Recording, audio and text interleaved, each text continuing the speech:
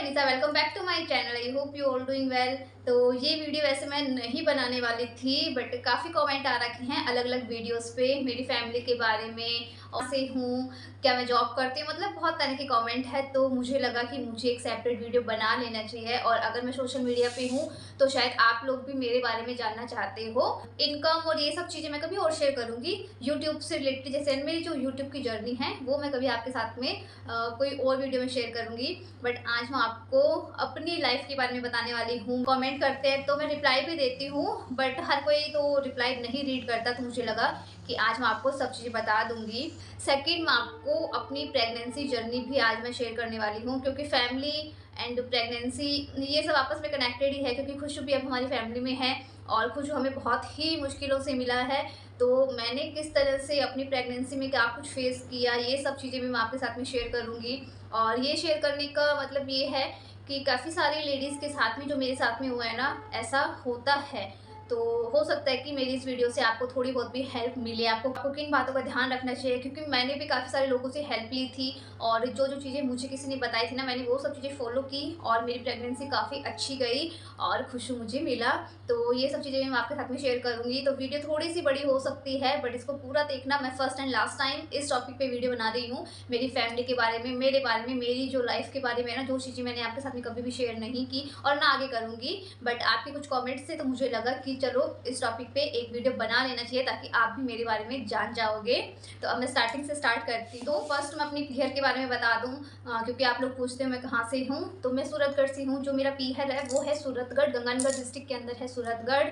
और मेरी पीहर की फैमिली के अंदर हम 5 मेंबर थे। मतलब अब एक तो मैं यहाँ पे हूँ, जैसे मैं पहले का बता दी हूँ। तो हम 5 मेंबर थे, मम्मी पापा, मैं, मेरी बहन और मेरा भाई। तो हम 3 भाई बहन हैं और मेरे मम्मी पापा। तो हम 5 मेंबर थे। वैसे हमारी जो पीहर की फैमिली है वो बहुत बड़ी है। मेरे पापा और 8 भाई है, एक बहन है, तो 9 भाई बहन हैं। तो सबके मतलब बच्चे, तो हम बहुत भाई बहन तो मतलब काफ़ी है। बट अभी मैं पर्सनल जो मेरी फैमिली है ना, पर्सनल उसी के बारे में आपको बता रही हूँ। तो मैंने आपको बता दिया। फिर उसके बाद में मेरी शादी हुई है 25 नवंबर 2016 के अंदर मेरी शादी हुई थी। शादी हुई है, ससुराल है मेरा बीकानेर। और बीकानेर की फैमिली में, जो यहाँ की घर की फैमिली में मैं बात कर रही हूँ, सिर्फ जैसे कि मैंने कहा मैं अपनी अपनी ही बता रही हूँ। तो हमारी फैमिली में यहाँ पे सिर्फ 3 मेंबर थे, मेरी मदर इन लॉ, मेरी फादर इन लॉ और मेरे हस्बैंड। तो ये 3 ही जने थे यहाँ पे, 3 ही मेंबर थे। तो शादी के बाद में यहाँ पे 3 से 4 हो गए हम, तो यहाँ पे 4 मेंबर थे। तो तब तक मेरे सासू जी भी थे हमारे साथ में, क्योंकि कई कमेंट आ रखे थे। पहले भी काफ़ी सारे लोगों ने मुझसे पूछा था, और अभी मेरे जो जो लास्ट लोग था उसमें भी एक कमेंट आया था कि आपकी सासू जी को क्या हुआ था। तो इसका भी मैं आपको बताऊंगी कि क्या कुछ हुआ। मेरे हस्बैंड जो है वो सिंगल चाइल्ड है। इनका ना कोई भाई है ना कोई बहन है, ये एक ही है। वैसे कज़न ब्रदर है इनके। तो फैमिली की पिक मैं ना यहाँ पे पास में लगा रही हूँ, मैं पहले भूल गई। तो ये जो अभी आप देख रहे हो ना, ये मेरी पीहर की फैमिली है, जिसके अंदर मेरे पापा, मम्मी, मेरे भाई, बहन और ये अभी किया तो खुशबू भी हमारे साथ में है। तो ये मेरी पीहर की फैमिली है। और ससुराल की फैमिली मैं भी आपको दिखा देती हूँ। वैसे मेरी पूरी फैमिली की, मतलब हम चारों की एक साथ ऐसी कोई पिक है नहीं। तो वो मम्मी जी, पापा जी और मेरे हस्बैंड और मैं, तो हम 4 मेंबर। तो ये मेरी फैमिली हो गई दोनों तरफ की। फिर उसके बाद में ससुराल के अंदर आपने काफ़ी सारे ब्लॉग्स में देखा है, क्योंकि किसी ने मुझसे ये भी कहा था कि आपके सासू जी है, तो फिर आपने ऐसा क्यों कहा कि मेरे सासू जी तो है ही नहीं। तो आप जो मेरे ब्लॉग्स में देखते हो ना, वो मेरे काकेर सासू जी हैं। तो पापा जी और 2 भाई है, एक बहन है। मतलब हमारे एक बुआसा है और एक काकोसा है। तो काकोसा की फैमिली के अंदर काकोसा, काकीसा, उनकी भी मैं पिक लगा रही हूँ। ये काकोसा है, वो काकीसा है। मोंटू बना, रिपू बना, प्रिया और मोनिका, जो आप मेरे काफ़ी सारे ब्लॉग्स में देखते हो, मेरी देवरानियाँ। तो ये मेरे हस्बैंड के कज़न ब्रदर हो गए। बट वैसे हमारा जो रिलेशन है वो एकदम रियल जैसा है। साल भर बहुत ही अच्छे से गया। और बेबी प्लानिंग की बात करूँ साथ साथ में, क्योंकि ये चीज़ भी साथ में ही चल रही है, तो हमारा पहले से ये डिसाइड था कि साल भर के बाद में ही इस चीज़ के बारे में सोचेंगे। क्योंकि मैंने आफ्टर मैरिज ही ग्रेजुएशन स्टार्ट की थी, मेरा फर्स्ट ईयर था। नवंबर में शादी हुई और मार्च के अंदर एग्ज़ाम थे। तो बस, और यहाँ पे मैं साल भर के अंदर ना 6 महीने मैं बीकानेर रही हूँ और 6 महीने मैं सूरतगढ़ रही हूँ। क्योंकि ऐसे शादी के बाद में कभी मड़ लग गई, फिर उसके बाद में मेरे एग्जाम, तो 3 महीने कंटिन्यू मैं अपनी पीहर में थी। फिर उसके बाद में सावन आ गया। तो मतलब कुछ ना कुछ साल भर तक चलता रहता है। सबको पता होगा जब नई नई शादी होती है तो साल भर के अंदर ये सब भी लगा रहता है। और नई नई बीतनी होती है तो वो इतना किसी से बोलना करना इतना नहीं होता। तो मैं यहाँ पे पूरी फैमिली को भी अच्छे से नहीं जान पाई थी साल भर के अंदर। तो इस तरह से साल भर हमारा चला गया। फिर उसके बाद में जब हमारी एनिवर्सरी थी फर्स्ट, फिर उसके थोड़े टाइम के बाद में मुझे ना फूड पॉइज़निंग हो गई थी और तब तक मुझे प्रेगनेंसी का और इस सब का कुछ आइडिया नहीं था कि कैसे मतलब होता ही है कि सबके साथ में अगर फर्स्ट टाइम ऐसा कुछ होता है तो किसी को भी नहीं पता चलता। तो उस टाइम फूड पॉइज़निंग हुई तो मुझे काफ़ी ज़्यादा वोमिटिंग वगैरह हुई थी, तो तबीयत थोड़ी ख़राब हो गई थी मेरी।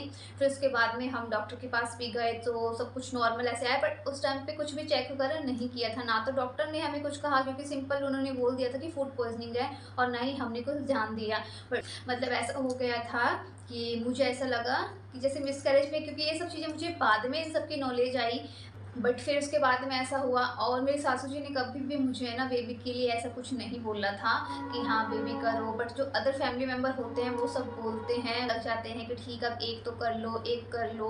बट कभी भी यहाँ से घर से कभी भी कोई भी प्रेशर नहीं था साल भर तक कि हाँ करो करो बच्चा करो, ऐसा कुछ भी नहीं था। मेरी मदर इन लोग बहुत अच्छे थे, बहुत ही अच्छे, मतलब सब लोग आज भी उनकी तारीफ़ करते हैं। और फिर उसके बाद में जैसे 2018 के अंदर फ़ेब के अंदर मैं अपनी पीरियड चली गई थी, क्योंकि मार्च में एग्ज़ाम थे सेकंड ईयर के। तो मुझे यहाँ तक याद है कि मेरे 2 या 3 ही एग्ज़ाम हुए थे, और 22 मार्च 2018 अपने पीरियड में थी। तो सडनली हमारे पास न्यूज़ आती है, मेरे जो नानोसा थे ना, जैसे मेरे नानोसा रियल, तो कि वो नहीं रहे। तो वो चीज़ भी हमारे लिए मतलब बहुत ऐसे थी। और मैं अपने नानोसा नानीसा की काफ़ी क्लोज़ थी, अपने ननिहाल ही रहती थी पहले, तो काफ़ी अटैचमेंट थी। तो वो चीज़ हमारे लिए, वो न्यूज़ बहुत ही सैड न्यूज़ थी, एंड सैड न्यूज़ ही थी वो। तो वो सब कुछ हुआ, बट एज थी तो कहीं न कहीं ऐसा था कि हाँ, उनको प्रॉब्लम भी थी, तबीयत भी नहीं सही थी। तो हमने 22 मार्च को मेरे नानोस एक्सपायर हो गए थे, 2018 22 मार्च को। तो 23 मार्च को हम लोग गाँव गए, और जो भी जो संस्कार होते हैं वो सब हो गए थे। मम्मी वहीं रुक गई थी, और मैं, पापा, मीनू और जतिन उस टाइम पे वहाँ पे नहीं था, वो बाहर पढ़ता था। तो फिर घर आ गए थे। ये 23 मार्च की बात है, 2018 23 मार्च की। तो हम लोग घर आए थे शाम की 3 या 4 बज गई थी उस टाइम पे। तो मैं घर आके बस हम सब नहाए, और हमने सोचा कि पापा बोलते थोड़ी देर रेस्ट कर लूँ। सोई थी बेड पे, मैं और मीनू सो रहे थे, पापा बाहर वाले रूम में थे। तो ना अचानक फ़ोन आता है मेरे पास, मेरे हस्बैंड का, और वो सिर्फ़ इतना ही बोलते हैं, मतलब 2 या 3 लाइन उन्होंने बोली थी कि रचना आ जाओ, मम्मी नहीं रहे, जल्दी आ जाओ। बस ये 3 ही लाइन थी उनकी, जहाँ तक अभी मुझे याद है। तो मैं उस टाइम सोने वाली थी, तो मैं अचानक ऐसे हुआ कि सुन रह गई थी एकदम। ऐसे होता है ना कि शॉक हो जाते हैं, और ऐसा लग रहा है कि ऐसा क्यों बोल रहे हैं फ़ोन पे। और मैं सच्ची बताऊँ तो उस टाइम जैसे रिंग बज रही थी ना फ़ोन की, तो मम्मी जी से मेरी 2 दिन बात नहीं हुई थी। मतलब वैसे था कि 2 या 3 दिन छोड़ के ही हम फ़ोन पे बात करते थे, क्योंकि मेरे एग्ज़ाम भी थे, तो मम्मी जी भी यहाँ से ज़्यादा कॉल नहीं करते थे, और ये भी बहुत कम, हम भी मतलब कम ही बात करते थे। तो मुझे ये था कि मम्मी जी की कॉल आई है, और वैसे ही समझाएँगे कि कोई बात नहीं, मतलब नाना पापा गए तो उस मैटर में कि कोई बात नहीं, उनकी एज से मतलब एक होता है ना जैसे हमें समझाते हैं। तो मुझे ये लगा था कि मम्मी जी की कॉल आई है। मतलब मैं सच्ची बता रही हूँ, कसम से, मतलब खुश की कसम, कोई भी ऐसा इसमें झूठ नहीं है। मैं सिर्फ़ कोई यहाँ पे दिखावा नहीं कर रही हूँ, जो सच्ची बात है मैं वही आपके साथ में शेयर कर रही हूँ। फिर मुझे ये था कि पता नहीं ऐसे ही बोल रहे हैं क्या, कि मतलब कुछ समझ ही नहीं आ रहा था। और मुझे ये था कि अभी तो नानोसा का ये सब करके हम घर पे आए हैं, तो ऐसे कैसे हो सकता है, वो तो सही थे, 2 दिन पहले मेरी बात हुई है, और उनकी तबीयत भी ख़राब नहीं थी, ऐसा कुछ था ही नहीं। बट फिर मैं खड़े होके जल्दी से पापा के पास गई, और बोलने की हिम्मत ही नहीं हो रही थी। मैंने कहा पापा इनका फ़ोन आया है, ये ऐसे बोल रहे हैं, पता नहीं, आप फ़ोन करो किसी को भी। तो फिर पापा ने फ़ोन किया, तो यहाँ पे किसी ने फ़ोन उठाया नहीं था उस टाइम, कोई बात नहीं हुई। बट फिर उसके बाद में फैमिली में किसी से बात हो गई थी, तो पापा को पता लग गया था कि हाँ ऐसा कुछ हुआ है। फिर पापा बोलते, और होता है ना कि मैं वहाँ पे थी तो यहाँ से बोल दिया था कि बोल दो कि ऐसी कोई बात नहीं हुई, क्योंकि सफ़र 3 घंटे का सफ़र है, आना तो हो सकता है, मतलब ऐसे सोचा था। हालाँकि मैं बहुत स्ट्रॉन्ग हूँ, उतनी मैं वीक नहीं हूँ, और टाइम के साथ-साथ में मैं और स्ट्रॉन्ग बन चुकी हूँ। जो कुछ भी मेरे साथ हुआ है ना, उसके बाद में मैं अब बहुत स्ट्रॉन्ग हूँ। तो मैं वहाँ से आई, और कुछ के पापा भी लेने के लिए आए थे हमें गाड़ी में, और इनके एक फ्रेंड थे, वो थे साथ में। तो ये उस टाइम पे भी नॉर्मल थे, इतना ऐसे कुछ नहीं, चुपचाप और ऐसे ही। मैंने कहा कि ठीक है, ये कहते हाँ ठीक है, अब ठीक है, ऐसे बोलते रहे। घर पे आए तो घर पे सारे फैमिली वाले थे, बट मम्मी जी मतलब घर पे नहीं थे, वो हॉस्पिटल में ही थे तब तक। वो जब तक थे तो नहीं हमारे साथ में, बट उनको हॉस्पिटल में ही रखा था, घर पे रात के टाइम पे नहीं लेके आए थे, क्योंकि ये था कि क्या पता घर का माहौल बहुत ज़्यादा ख़राब ना हो जाए, देख देख के पूरी रात निकलनी मुश्किल हो जाती सबकी, इसीलिए घर पे उनको नहीं लेके आए थे, हॉस्पिटल में थे वो। तो यहाँ पे आए हुए पापा जी, और मतलब सब लोग, जैसे होता है माहौल, अब मैं वो चीज़ें मतलब ऐसे ना नहीं बताना चाहती, ना मैं याद करना चाहती हूँ। तो बस, तो मतलब वो था, मतलब 22 मार्च को नाना सा गए और 23 मार्च को मम्मी जी हमें छोड़ के चले गए थे और उनको साइलेंट अटैक आया था। उनकी तबीयत भी ख़राब नहीं थी कुछ, हाँ उनको गैस्ट्रिक की प्रॉब्लम रहती थी, बट उनको साइलेंट अटैक आया कि 5-10 मिनट के अंदर अंदर उनको ऐसा हुआ कि कुछ पता ही नहीं चला किसी को भी। मतलब हॉस्पिटल ले गए थे पापा जी, और पहुंचने से पहले ही वो मतलब हमें छोड़ के जा चुके थे। बट फिर भी वो जो टाइम था ना, फिर कंटिन्यू 6 महीने तक का जो टाइम था मार्च के बाद में, वो चीज़ मुझे पता है, मेरी फैमिली को पता है। मतलब हम मुश्किल से 3 से 4 हुए थे और फिर से हम 3 मेंबर ही घर पे रह गए थे, पापा जी, मैं और मेरे हस्बैंड। तो सबको ये था उस टाइम पे, जैसे वो सब केस हो गए, फिर 2-2.5 महीने निकलने के बाद में फिर सब लोगों का थोड़ा प्रेशर मतलब ऐसे था कि अब घर में कोई न्यू मेंबर होना चाहिए। और उसके बाद में दादू साहब दादी साहब भी हमारे साथ में यहीं पे रहने लग गए थे। और धीरे धीरे करके तो वो होता है ना कि जैसा आज है वैसा कल नहीं, कल है वैसा परसों नहीं। तो धीरे धीरे तो सारी चीज़ें स्टेबल होती ही होती हैं, बट स्टार्टिंग में सब कुछ हैंडल करना बहुत ही मुश्किल होता है। और बहुत ही मुश्किल से मैंने ये सब चीज़ें संभाली थी। वो सब चीज़ें जो थी ना, वो अभी मैं आपको डिस्क्राइब भी नहीं कर सकती हूँ कि कैसे हमने ये सब चीज़ें जो थी ना वो हैंडल की, इनसे कैसे हम बाहर निकले।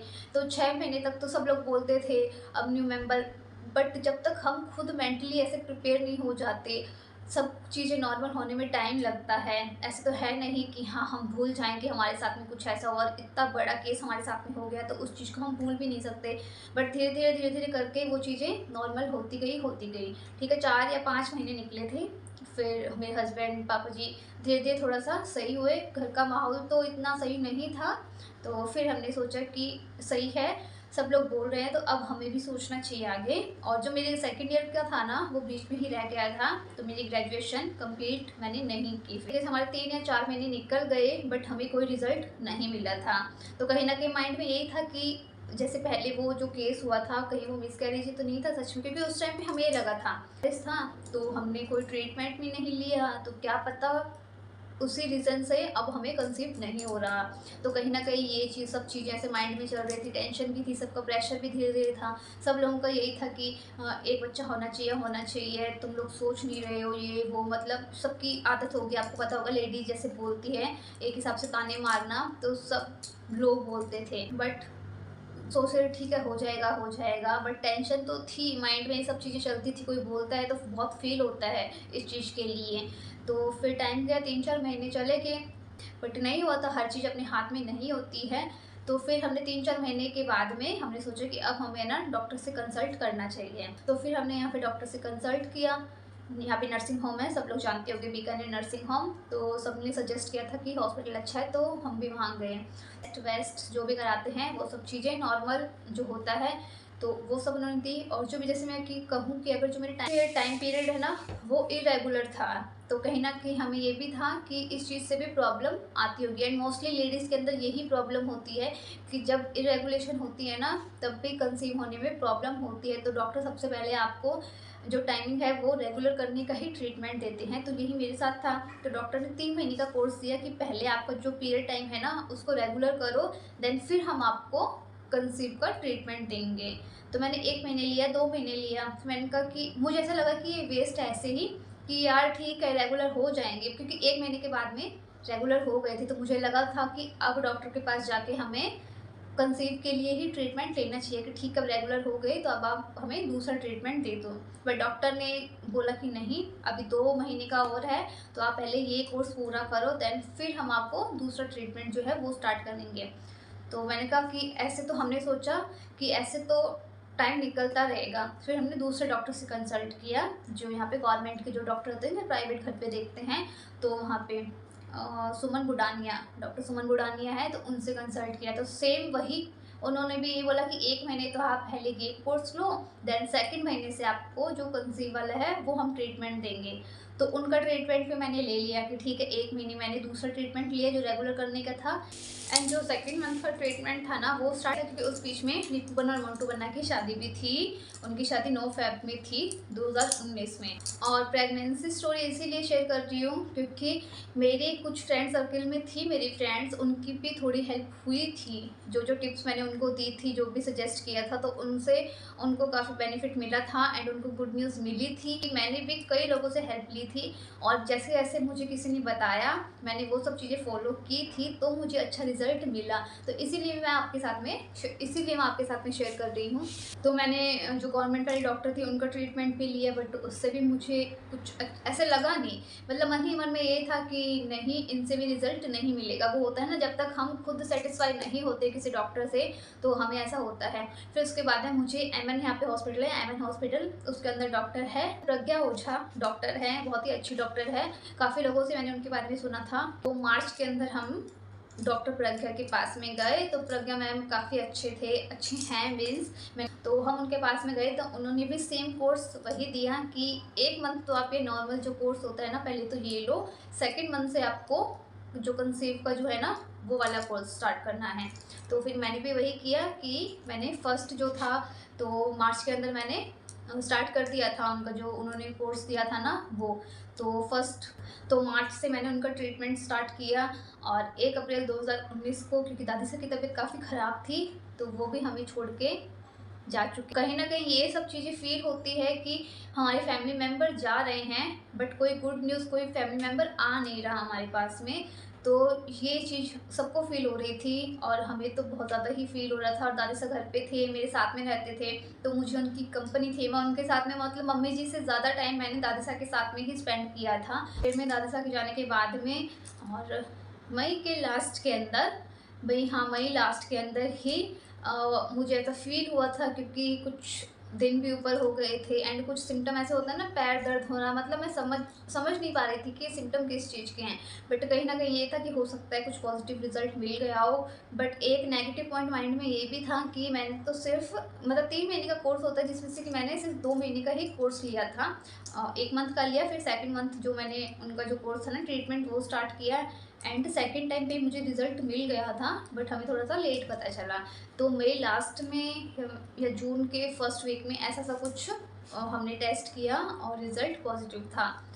वो जो खुशी थी ना, वो एक अलग ही लेवल की थी। थोड़ा सा डर भी था, सब चीज़ें थी साथ में। जिनके साथ में ऐसा होता है फर्स्ट टाइम पे, तो उनको पता होगा कि कैसा फील होता है। काफ़ी ज़्यादा हम खुश थे। फिर उसके बाद में ये था कि अब बहुत केयर करनी है, कुछ ना कुछ काम वाम करते रहना, कुछ ज़्यादा ही मैं बिज़ी रहना पसंद करती हूँ। बट उस टाइम पे ये था कि नहीं, अब रेस्ट करना है, अच्छे से ध्यान रखना है और जल्दी से हमारे हाथ में छोटा सा बाबू आ जाए, तो उसके लिए हमें बहुत ही केयर करनी है। तो सब चीज़ें अच्छी चल रही थी, सब लोग बहुत ही खुश थे। सबको फैमिली में पता चल गया था, तो सब लोग खुश थे कि ठीक है, कहीं ना कहीं भगवान ने सुन ली। क्या दादी साहब की इच्छा थी, तो क्या पता दादी साहब ही वापस आने वाले हैं। तो सब चीज़ें बहुत ही अच्छी जा रही थी।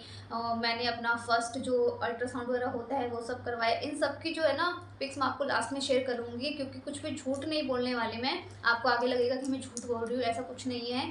सबकी मैं रिपोर्ट अभी साथ साथ में नहीं, बाद में आपको लास्ट में शेयर कर दूँगी कि ये मेरी फर्स्ट प्रेगनेंसी की है, सेकेंड की है और थर्ड की।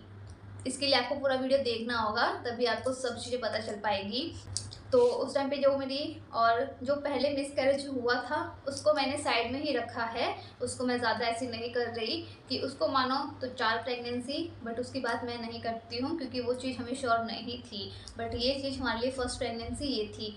तो फर्स्ट मंथ था वो अच्छे से निकला और फिर उसके बाद में मेरी फर्स्ट सोनोग्राफी हुई, वो सब सही थी, सब कुछ ओके था उसके अंदर। फिर उसके बाद में वो सब ओके थी रिपोर्ट। फिर मुझे थर्ड मंथ भी कंप्लीट हो गया था, फोर्थ स्टार्ट हो गया था।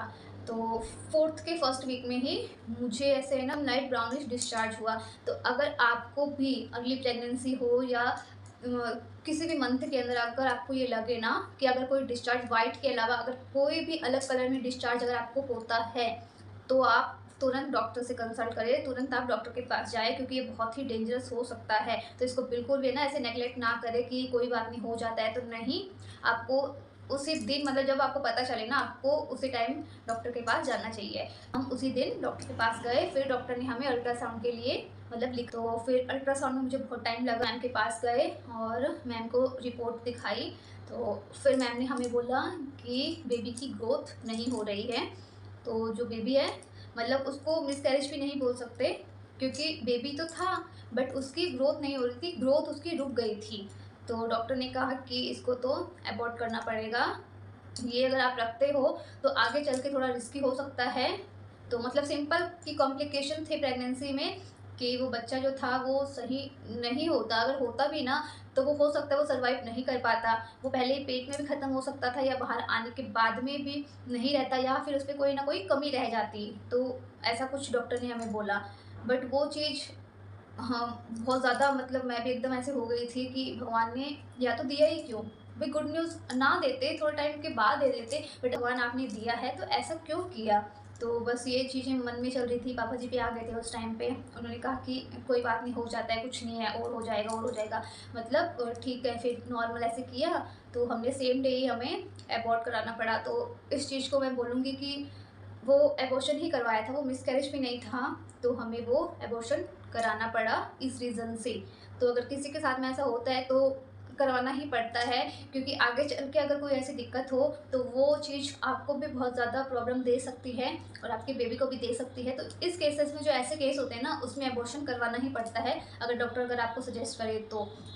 मेरे मन में कहीं न कहीं ये था कि नहीं, मैं रखती हूँ, कि मैं नहीं, अपना बच्चा अबॉर्ट नहीं करूँगी, रखूँगी, देखते हैं। ऐसे डॉक्टर जैसे बोल मतलब ये सब चीज़ें मेरे मन में थी कि कुछ नहीं होता, बहुत केस होते हैं। फ़िल्म, टीवी इनमें भी तो दिखाते हैं ना कि पहले डरा देते हैं, बट बाद में उनकी डिलीवरी वगैरह सब कुछ अच्छे से होती है, बेबी भी सही होता है। तो मेरे भी ये सीरियल वाली जो चीज़ें होती हैं ना, वो माइंड में चल रही थी। बट मेरे हस्बैंड और कहते पापा जी और सब, फिर सब बड़ों ने यही समझाया कि नहीं, अगर डॉक्टर बोल रही है तो किसी रीज़न से ही बोला होगा। फिर भी हमने जो नर्सिंग होम है यहाँ पे भी कंसल्ट किया, फिर हम वहाँ से आने के बाद में यहाँ पे गए, रिपोर्ट इनको दिखाई, सब कुछ किया। फिर सेम डॉक्टर ने भी वही बात बोली कि नहीं, ये तो आपको करवाना ही पड़ेगा और कोई ऑप्शन ही नहीं है। तो वो सब चीज़ें हुई और सेम डे ही हमने एमएन के अंदर ही हमारा एबॉर्शन, आप उसको एबॉर्शन बोल सकते हो, मिसकैरेज बोल सकते हो, वो सब चीज़ें हो गई। तो वो मुझे 4th मंथ के स्टार्टिंग में हुई थी, पूरे 3 महीने कंप्लीट होने के बाद में ये सब चीज़ें हुई। फिर उसके बाद में इस तरह से 2 महीने निकल गए थे। तो 2 महीने निकलने के बाद में फिर से मुझे वैसे ही सेम सिम्पटम ऐसे 2 या ढाई महीने निकले थे, फर्स्ट वो मिसकैरेज के बाद में। फिर मुझे थोड़े ऐसे ना सिम्पटम ऐसे आने लगे थे, मेरी बॉडी में पेन रहता था, मेरे पैर दर्द रहते थे। तब तक मुझे कोई भी बीच में टाइम पीरियड नहीं आया, तो मुझे ये था कि हो सकता है कि उस वजह से हो रहा होगा। तो और जैसे मैं सोती थी ना, तो मुझे ऐसे ना चक्कर आते थे, या आँख बंद की और चक्कर से फ़ील होते थे। तो हफ़्ते भर तक मैंने ये सब चीज़ें ऐसे फ़ेस की। फिर मैंने अपने हस्बैंड को बताया कि मुझे ऐसे-ऐसे होता है, तो कहते वीकनेस होगी, हो सकता है कि वीकनेस आ जाती है, बॉडी धीरे-धीरे रिकवर होती है। और मुझे भी यही था कि ठीक है, हो सकता है कि ऐसी वीकनेस होगी। फिर थोड़े दिन हमने इग्नोर किया, बट फिर मुझे लगा कि एक बार चेक करना चाहिए। तो हमने चेक किया और हमें रिज़ल्ट पॉज़िटिव मिला। तो उस टाइम पे मतलब खुशी थी, बट खुशी से ज़्यादा कहीं न कहीं डर था। और मेरे मन में तो ये था कि अगर अब मैं डॉक्टर के पास जाऊँगी, तो डॉक्टर तो डाँट लगाएँगे कि 3 महीने का गैप रखना है। तो मुझे ये था कि डॉक्टर डाँट लगाएँगे।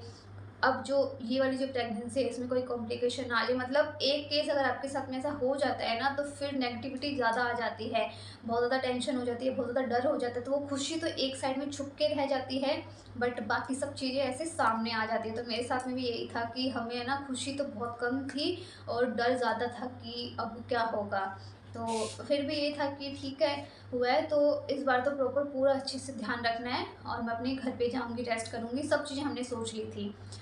फिर हम डॉक्टर के पास गए, तो डॉक्टर ने ऐसे कुछ नहीं, नॉर्मल जो चेकअप वगैरह थे वही सब लिखा, रिपोर्ट वगैरह जो करवानी होती है स्टार्टिंग के अल्ट्रासाउंड, वो सब हमने एमएन से ही करवाई थी, हॉस्पिटल से करवाया और सब कुछ ओके था। डॉक्टर ने भी कहा था कि सब सही है और टेंशन की कोई बात नहीं है, सब सही होगा।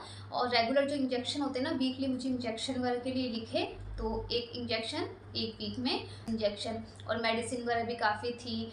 तो वो सब कुछ कंटिन्यू रखा, तो एक अल्ट्रासाउंड हुआ, वो सही था पूरा। जैसे फर्स्ट प्रेगनेंसी में जो था सेम वैसे ही अल्ट्रासाउंड सेकंड में भी उसी टाइम पे हमने करवाया था। जैसे बीच में मैं अपने घर पे भी रह गई थी कुछ दिन तक, और क्योंकि इंजेक्शन वगैरह लगते थे तो मुझे ये था कि नहीं, मैं इंजेक्शन वगैरह सब यहाँ बीकानेर में जैसे मेरे जो कंटिन्यू चल रहा है ना, मैं वहीं करवाऊंगी। फिर उसके बाद में एक बार इंजेक्शन कंप्लीट हो जाए फिर मैं घर पे चली जाऊंगी। तो फिर मैं वहाँ पे तो थोड़े दिन ही रही थी, फिर मैं वापस यहाँ पे आ गई एंड मुझे 3 मंथ जो थे वो कंप्लीट हो गए थे। फिर बारी आती है वही चेकअप कराने की, वही अल्ट्रासाउंड वाला लिखा कि एक बार अल्ट्रासाउंड करवाओ। तब भी वही सेम बहुत टाइम लग रहा था, और मुझसे डॉक्टर पूछी कहती कोई प्रॉब्लम है, मैंने कहा नहीं। और मैं बार बार उनसे क्वेश्चन करे जा रही हूँ कि सब सही तो है ना, क्योंकि मन में डर होता है कहीं ना कहीं। वो कहते कि नहीं आप नॉर्मल रहो, और हमें वो मतलब उन्होंने थोड़ी सी डांट लगा दी कि ज़्यादा क्वेश्चन मत करो और हमें अपना काम करने दो, फिर आपको अपने डॉक्टर बता देगी जो भी है। फिर हमने देखी रिपोर्ट वगैरह तो उसमें भी वही था, पर रिपोर्ट में कहीं ना कहीं चीज़ समझ भी आ रही थी और थोड़ी सी नहीं भी थी, क्योंकि एकदम क्लियरली कुछ नहीं लिखा था उस टाइम पे भी। मैम के पास गए, मैम ने सेम वही सब चीज़ें जो पहले थी वही उस टाइम पे कह दी थी। तो मैं एकदम ऐसे मतलब मैंने ऐसे ना इच्छा ख़त्म हो गई थी मेरी इच्छा, कि मुझे लगता है कि मुझे कंसीव होगा ही नहीं, मुझे मतलब ऐसे ही होना है कि मेरे 3-3 महीने होंगे और फिर उसके बाद में ऐसा हो जाएगा, तो अब मुझे ट्राई ही नहीं करना। मतलब एकदम ऐसे था, मैं पूरी तरीके से नेगेटिव हो चुकी थी। बट ऐसे रोना धोना ये सब नहीं था, मैंने अपने आप को बहुत स्ट्रॉन्ग कर रखा था। तब मेरा यही था कि अब सब भगवान के हाथ में ही है, अगर भगवान बार बार में देख के भी मुझसे ले रहा है ना तो कोई रीज़न होगा, अब ठीक अब देखा जाएगा। उस टाइम पे जो सबसे बड़ी जो मैंने गलती की थी वो मैं आपको बताती हूँ, कि डॉक्टर ने जैसे मुझे बोला कि जो मिसकैरेज था वो 2.5 महीने मतलब 2 महीने जैसे मुझे कंप्लीट हुए उसके थोड़े दिन बाद में ही बच्चे ने जो है ना ग्रोथ करनी बंद कर दी थी एंड उसकी हार्ट बीट नहीं आ रही थी। तो मैंने कहा अभी फिर से डीएनसी करवानी, तो क्या मैं टेबलेट ले सकती हूँ क्या? टेबलेट्स पे आती है ना जैसे अबॉर्ट करने की। तो डॉक्टर कहते हैं हाँ ले सकते हो, क्योंकि ये तो सिर्फ 2 महीने की ही प्रेगनेंसी है। क्योंकि 2 महीने तक ही मुझे ऐसे था और 1 महीने तक तो पता ही नहीं चला था कि अंदर हार्ट बीट नहीं है और ऐसा कुछ हो गया था। तो पूरे मैंने तो 3.5 महीने तक ही उसको कंटिन्यू रखा था प्रेगनेंसी को। बट डॉक्टर ने कहा कि आप टेबलेट भी ले लें, फिर में जाके वो टेबलेट ली, तो फिर मैंने टेबलेट ले ली। उस टाइम पे मेरी हालत जो हुई थी वो कंडीशन मेरी मम्मी पापा और मम्मी की फ्रेंड आंटी उन्होंने देखी थी कि आप कभी ऐसे मत लेना, मैं बिल्कुल भी सजेस्ट नहीं करूँगी। जो गलती मैंने की है ना, क्योंकि जो गलतियाँ मैंने की है मैं सिर्फ आपके साथ में शेयर करने का यही मकसद है मेरा, कि मैं आपको भी जो चीज़ें मैंने की है वो आप बिल्कुल भी मत करना, जैसा डॉक्टर बोले वही चीज़ें फॉलो करना। तो मैंने वहाँ पे मेडिसिन ले ली थी, तो मुझे बहुत ही हैवी, मैं बोलूँगी बहुत ज़्यादा हैवी ब्लीडिंग हो रही थी, हालत ऐसी हो गई थी क्योंकि अब तो मैं गई, आज तो बस मैं ख़त्म। और ये सब चीज़ें मेरे हस्बैंड को नहीं पता थी, वो बार-बार में फ़ोन करके पूछ रहे थे, तो मम्मी कहती कि उनको मत बताना, टेंशन हो जाएगी, वो वहाँ बीकानेर बैठे हैं। तो मैंने उनको बोला कि नहीं नॉर्मल है, सही हूँ। बट मेरी हालत बहुत ज़्यादा ही ख़राब हो गई थी, क्योंकि फर्स्ट टाइम पे ऐसे इतनी हैवी ब्लीडिंग देखी, मतलब देख-देख के भी ऐसा हो रहा था और शरीर में तो ऐसा कुछ हो रहा था जान ही निकल रही है मेरी। तो हालत ये थी कि वो 2 या 3 घंटे के लिए ऐसा कुछ हुआ, तो ये था कि अब तो एडमिट करना पड़ेगा। तो फिर पापा आए तो पापा कहते कि चलते हैं हॉस्पिटल एडमिट करवा देते हैं। बट मैंने कहा कि नहीं, अब ठीक हूँ मैं। मेरा था कि जितना होना है वो तो हो गया है, अब तो क्या होगा? तो मैंने कहा नहीं एडमिट की तो नहीं है, कि अब मैं ठीक हूँ, क्योंकि 3-4 घंटे में काफ़ी हैवी इतना हुआ ना फ्लो, तो मुझे लगा कि अब सब चीज़ें एकदम क्लियर हो गई है, तो अंदर ऐसा कुछ भी नहीं रहा और अब इतना ज़्यादा कुछ नहीं है, तो नॉर्मल हो जाऊँगी मैं सुबह तक। तो फिर मैं एडमिट तो नहीं हुई थी। मेरा जो फर्स्ट मिसकैरेज जो अबॉर्शन था उसकी डीएनसी एंड सेकंड जो मैंने खुद ने इस तरह से घर पे की है वो। फिर मैं यहाँ पे आ गई थी वहाँ से रेस्ट करने के बाद में। और जो मेरी सेकंड प्रेगनेंसी है ना, ये किसी को भी पता नहीं थी। फिर उसके बाद में सब चीज़ ऐसी हुई तो मैं यहाँ पे आ गई थी। तो लगभग 1 मंथ तक मुझे ना हल्की-हल्की ब्लीडिंग रहती थी, एकदम लाइट-लाइट। फिर मैं बहुत ज़्यादा इरिटेट हो गई थी, मतलब कंटिन्यू अगर आपके साथ में ऐसा होगा ना, तो आप इरिटेट हो जाते, गुस्सा आने लगता है, हल्के-हल्के स्पॉट्स से, तो वो ऐसे होते थे। फिर 1 महीने तक कंटिन्यू ऐसा था, तो मैंने इनको बोला कि एक बार चेक करवाते हैं, कि मुझे ना अपनी तबीयत सही नहीं लगती, वीकनेस रहती है और मैं ऐसे इरिटेट हो चुकी, गुस्सा आने लगता था ऐसे। तो फिर हमने नर्सिंग होम में डॉक्टर के पास गए, वहाँ पे सोनोग्राफी वगैरह की। उसके अंदर आया था एक, मैं आपको बोलूँगी, जैसे डॉक्टर ने हमें बताया था कि जो थ्रेड होता है ना, छोटा-सा, इतना सा एकदम पतला सा कोई इतना रह गया था पार्टिकल बेबी का, कि अच्छे से अगर आपके साथ में ऐसा कुछ हुआ है तो अच्छे से क्लीन नहीं हुआ है। और वो जो इतना पतला सा इतना छोटा सा है ना, वो भी आगे चल के आपको प्रॉब्लम दे सकता है। आपकी प्रेगनेंसी में कुछ भी हो सकता है। तो हमने कहा कि अब फिर क्या करना चाहिए, कहते कि डीएनसी करवानी पड़ेगी। अब सुन के ऐसे हो गया था कि डीएनसी से बचने के लिए तो मैंने इतनी प्रॉब्लम फेस की है और फिर से डीएनसी करवानी ही पड़ेगी। फिर भी मैं अपने घर गई, फिर वहाँ पे भी डॉक्टर से कंसल्ट किया। फिर डॉक्टर ने कहा कि ये तो करवाना ही पड़ेगा, बट बहुत ज़्यादा पेनफुल नहीं होगा, बहुत ज़्यादा पेन नहीं होने वाला। जो डीएनसी का पूरा जैसे प्रोसेस होता है ना, वो नहीं होगा, उससे थोड़ा बहुत ही कम, बट होगा तो वैसे ही, सेम प्रोसेस तो वैसे ही रहेगा। फिर मैंने मम्मी कहते करवाना तो पड़ेगा ही। तो फिर वहाँ पे मैंने अपनी डीएनसी, मतलब मेडिसिन लेने के बाद में, इतनी तकलीफ़ सहन करने के बाद में, पूरा 1 महीने मैंने इतना फेस किया उस चीज़ से, लास्ट में मुझे उसके लिए डीएनसी करवानी ही पड़ी। तो ये जो था ना, ये सब चीज़ें आप ऐसे मानो 7-8 महीने के अंदर मेरे साथ में 2 बार ऐसा हुआ था। मेरी 2 प्रेगनेंसी, मतलब मेरे हाथ में भी कुछ नहीं आया, और ये सब चीज़ें भी हमने फेस की। और हमने हमारे मेंबर जो थे, मम्मी जी को खो दिया था, वहाँ पे मैंने अपने नाना पापा को खो दिया। फिर उसके बाद में दादी साहब भी चले गए, और जो खुशियाँ आने वाली थी वो भी नहीं आई। तो इन सब चीज़ों से आप सोच सकते हो कि कितना डिप्रेशन में आ जाते हैं, कितनी ज़्यादा टेंशन होती है, कहीं भी मन नहीं लगना।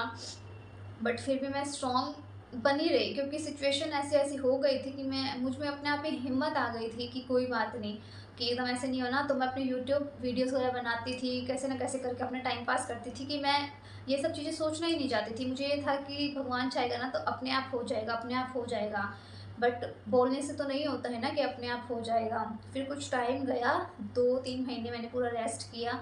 फिर उसके बाद में हमने कहा कि अब अच्छे से डॉक्टर को कंसल्ट करेंगे, और इसका रीज़न पूछेंगे कि बार-बार में ऐसा हो क्यों रहा है, कि अगर फिर से मैंने कंसीव किया, फिर से यही सेम प्रॉब्लम होती रही, तो इसका कोई ऐसे ना, बोलते हैं ना, जड़ से इलाज होना चाहिए, तो हमें वो था। तो फिर मैं अपने यहाँ पे, मैंने डॉक्टर प्रज्ञा के पास ही हम फिर से गए और उनसे पूछा कि इसका रीज़न क्या हो सकता है। तो फिर मैम ने हमें कुछ रीज़न्स बताए कि ऐसे ब्लड के, और अभी मैं वीडियो को ना बीच में मुझे रोकनी पड़ रही है क्योंकि खुश उठ के आ गया है, और अब वो वीडियो मुझे नहीं बनाने देगा। तो मैं आगे की जो स्टोरी अगर आपको जाननी है कि मुझे खुशू कैसे कंसीव हुआ, क्या कुछ, कैसे मेरी डिलीवरी हुई, क्या चीज़ें मैंने फेस की खुशू के टाइम पे, डॉक्टर रिपोर्ट्स, मैं सब आपके साथ में शेयर करूँगी। और वीडियो बनाने का एक ही मेरा था कि अगर किसी के साथ में ऐसा हो रखा है तो उनको है ना, वो ऐसे डिप्रेशन में ना जाए, टेंशन ना ले, सब कुछ अच्छा होगा बट टाइम आने पे। तो यही है, हो सकता। एंड अगर मेरी इस वीडियो से किसी की भी थोड़ी सी भी हेल्प होती है ना, तो मुझे बहुत ही अच्छा लगेगा। तो अभी मैं इस वीडियो को यहीं एंड करती हूँ। इससे रिलेटेड अगर आपके कोई भी क्वेश्चन है, रिपोर्ट्स वगैरह, सब मैं नेक्स्ट वीडियो में आपके साथ में शेयर करूँगी, क्योंकि ये वाला वीडियो ऑलरेडी बहुत बड़ा हो चुका है। तो रिपोर्ट्स भी मैं, और खुशी की जो स्टोरी आगे की खुशियों से रिलेटेड, वो मैं आपको नेक्स्ट वीडियो में बताऊँगी। तो जो भी आपके कॉमेंट्स हो, एंड कोई डाउट अगर आपका क्लियर ना हुआ हो तो आप लोग मुझे कमेंट करके पूछना, मैं नेक्स्ट वीडियो में ज़रूर उसका रिप्लाई दूँगी। मिलेंगे नेक्स्ट वीडियो में। खमा गणिसा।